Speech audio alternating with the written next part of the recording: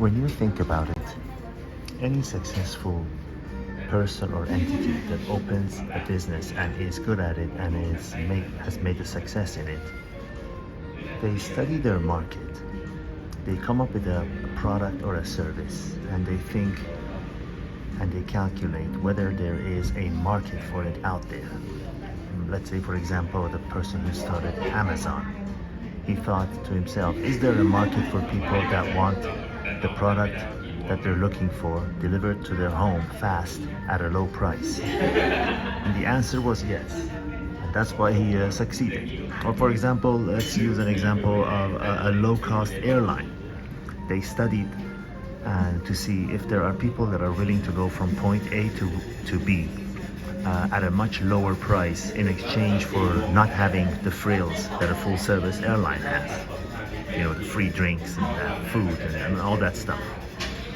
And they calculated, most important is whether there is a market for it out there, and what is their market.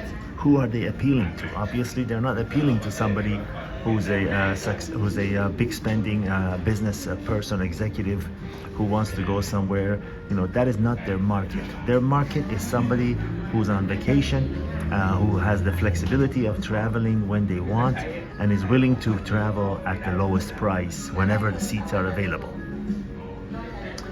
Now, let's use that example to women that are, for lack of a better term, post-wall.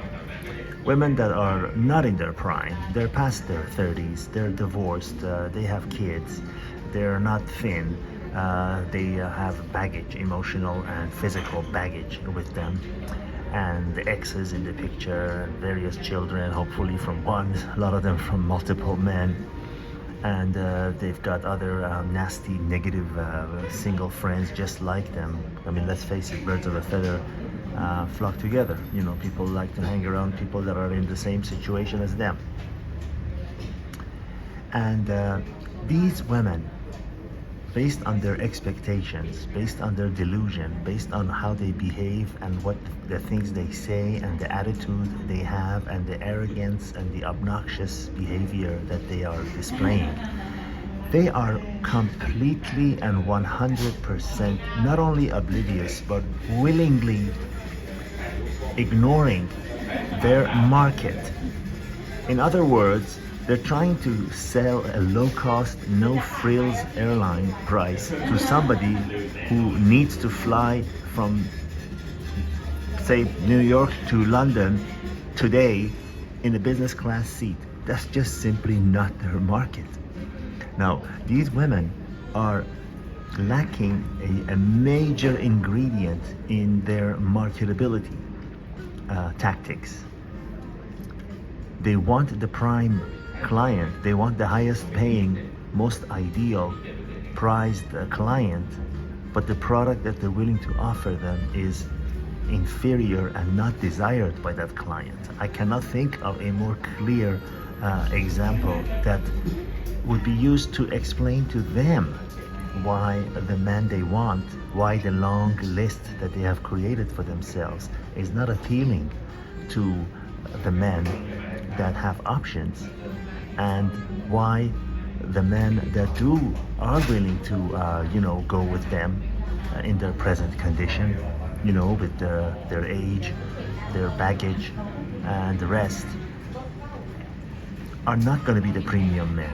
They're going to be the low-cost airline customer, and and this is not what they want. They want the premium, yet they don't have the product to offer to that premium client. You see how easy it is to see why this is not working? You see how easy it is to see why you have these frustrated, angry women that say, where have all the good men gone? They've done whatever they wanted to do all the years. They've spent a lot of time on their backs. They've done all the dirty deeds that they wanted to do. They've broken up homes, they've divorced husbands, they've destroyed lives, they've taken children away from their rightful father, and they're going to deliver to the society children that are messed up, raised in a single parent family, with a series of boyfriends in and out the revolving door of their house, and they're expecting the premium at a bargain basement price, but it's just not going to work. And this is why you see them for decades on the multiple dating sites with their long list. They close their eyes, raise their chin, and they say, I'm not going to compromise on my principles. I'm not going to settle. Well, somebody who's at their prime can afford to say, I'm not going to settle. But a woman who's past 30 and or even older and has children and is divorced and has all kinds of other baggages and everything simply cannot demand the prime men who have options, and they're not gonna get it. As I've said before, if they're very attractive, yeah, they might get them for 1 or 2 nights, but no one's gonna marry them. They're not going to marry them. Why would they? Why would they? And those odd cases where they do, it's not gonna last, and they'll be on their second, third, and fourth divorces. And each time more frustrated, with more baggage, more angry, and more obnoxious, and more unpleasant to be with. These are the realities of today's post-wall women that are available in the dating world in the West. There are no miracles. It is what it is. You as a man out there must have your eyes open and understand what's going on based on what I've just explained to you, and just avoid these women like the plague. All the best.